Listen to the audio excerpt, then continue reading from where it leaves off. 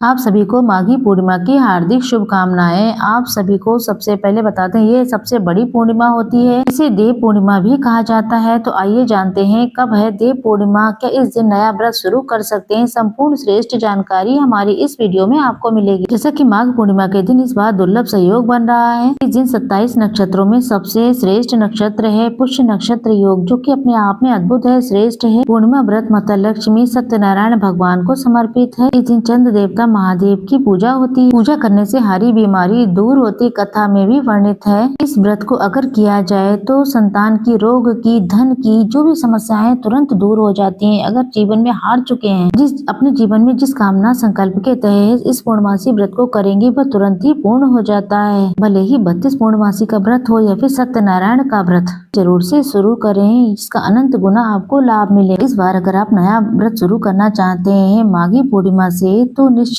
रूप से आप साल की सबसे बड़ी पूर्णिमा है, माघ महीने की सबसे दुर्लभ पूर्णिमा है, तो नया व्रत भी आप निश्चित रूप से शुरू कर सकते हैं। पूर्णिमा व्रत में बस इस बात का ध्यान रखें, किसी पेड़ पौधे की पत्ती न टूटे, तुलसी इत्यादि की पौधे की पत्तियां जो पहले ही तोड़कर आप रख लें। शास्त्रों में वर्णित है इस दिन जल्दी उठकर पवित्र नदियों में डुबकी लगाने से, स्नान करने से बहुत पुण्य की प्राप्ति होती है। ऐसा न कर पाए तो घर में ही गंगा जल में से जल से स्नान करें, सूर्य भगवान को जल चढ़ाएं और साथ के साथ आप सभी अपने पितरों के नाम से भी जल समर्पित करें। शास्त्रों में विधान है कि खीर बनानी चाहिए। खीर का भोग दूध, चावल और मिश्री से बनी जो खीर हो, आप अपने घर के मंदिर में श्री नारायण के विग्रह स्वरूप, माता लक्ष्मी के विग्रह स्वरूप में शंख में दूध भर के ओम नमो भगवते वासुदेवाय नमो नमः का जाप करते हुए स्नान कराकर सुंदर पीले वस्त्रों का चयन करें और भगवान को भी कराएं, चंदन इत्यादि की सेवा दें। दीप लगाने के बाद खीर का भोग लगाएं। खीर का भोग माता लक्ष्मी सत्यनारायण भगवान को बहुत प्रिय है। पंजीरी और केले का भोग लगाएं, साथ ही गौ माता को भी आप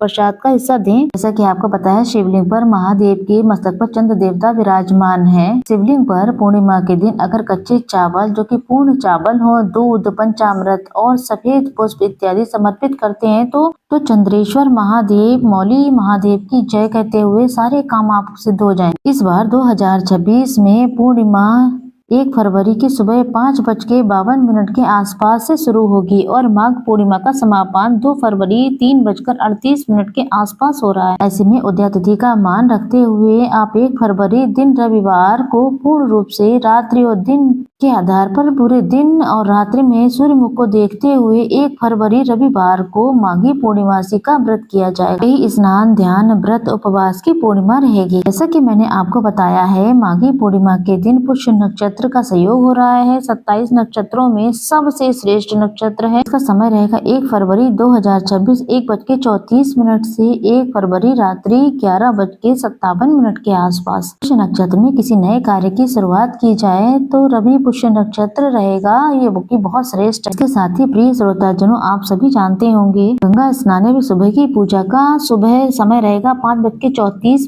से 6:22 के आसपास रहेगा। सत्यनारायण की पूजा जब भी आप करना चाहे पूरे दिन रात्रि में किसी समय कर सकते हैं। चंद्र उदय का समय 5:43 रहेगा। चंद्रमा को कच्चा दूध, सफेद फूल में से जल जरूर चढ़ाएं। ओम सोम सोमाय नमो नमः का जाप करें। आप अपना व्रत जो है मीठी चीज खा करके खोल सकते हैं। अभी के लिए फिलहाल इतना ही, हम कुछ और भी बताएंगे आपको, तो बने रहिए हमारे चैनल पर। हम फिर आते हैं।